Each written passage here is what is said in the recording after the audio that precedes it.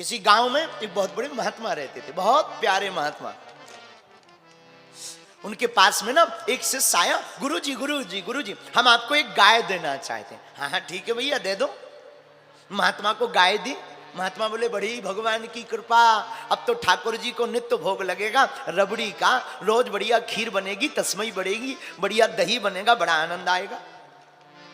गुरुजी बड़े प्रसन्न, चेला भी बड़ा प्रसन्न। लेकिन एक दो महीने बाद ना जिस शिष्य ने गाय दी थी वो वापस ले गया। चेला मुंह लटका के खड़ा हो गया, गुरुजी अनर्थ हो गया। क्या अनर्थ हो गया?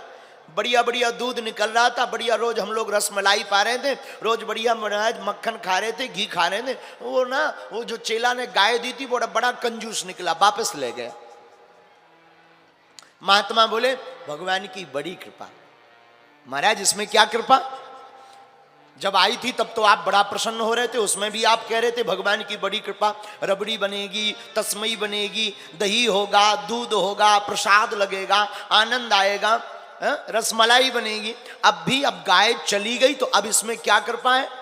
महात्मा बोले भैया जब तक गाय माता थी ना तब तक भगवान की बड़ी कृपा, कम से कम प्रसाद लग रहा था। अब गाय माता चली गई तो और ठीक रहा, और बढ़िया रहा। बोले क्यों? बोले कम से कम गोबर उठाने का झंझट खत्म, भूसा की टेंशन फ्री। कौन उठाए गोबर, कौन व्यवस्था करे? इसका मतलब हैप्पीनेस लाइफ।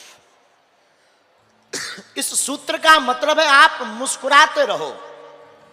और अगर आप चाहते हो कि हम मुस्कुराते रहें, अगर आप चाहते हो कि आपकी जिंदगी में कोई सैड मूवमेंट ना आवे, आप चाहते हो आपकी जिंदगी में कोई डिप्रेशन का मूवमेंट ना आवे, आप चाहते हो कि आपकी जिंदगी में कोई स्ट्रेस लाइफ ना होवे, स्ट्रेस मूवमेंट ना होवे, आज की कथा हमारी भगवान कृष्ण की सुन करके जाना, हमारे ठाकुर से सीख करके जाना। हमारे कन्हैया पूरी भागवत में सिर्फ मुस्कुराना सिखाते हैं। क्या सिखाते हैं? बोलो ना। हमारे ठाकुर जी सिर्फ मुस्कुराना सिखाते हैं। ठाकुर जी का अवतार कहां हुआ? बोलो ना। कहां हुआ? मथुरा में। भगवान ने जब अवतार लिया तब भी भगवान मुस्कुराए, लेकिन अवतार मथुरा में हुआ, बधैया कहां कभी? बोलो।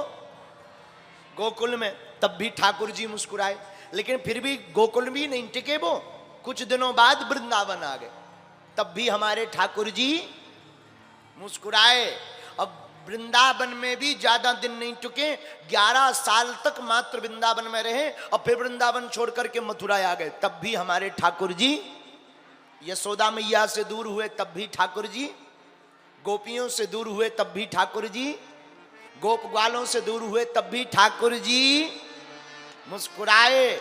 अब वृंदावन में आए तो युद्ध हुआ, 17 बार जरासंध ने आक्रमण किया, तब भी हमारे ठाकुर जी सांदीपनी आश्रम में पढ़ने गए, तब भी हमारे ठाकुर जी सुदामा से मित्रता की, तब भी हमारे ठाकुर जी द्वारका के राजा बने, तब भी हमारे ठाकुर जी, और महाराज 16,108 विवाह किए, तब भी ठाकुर जी, और यहां तक कि अपने ही परिवार को आपस में लड़वा करके अपनी ही आंखों के सामने पूरे परिवार का विनाश किया, तब भी हमारे ठाकुर जी।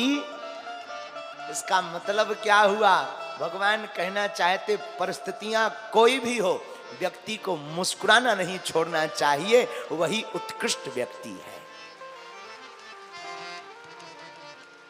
वही कौन है? अगर आप मुस्कुराती हुई जिंदगी को जीना चाहते हो ना, तो परमात्मा से प्रेम बिना शर्त के करो। प्रेम में कोई शर्त नहीं है।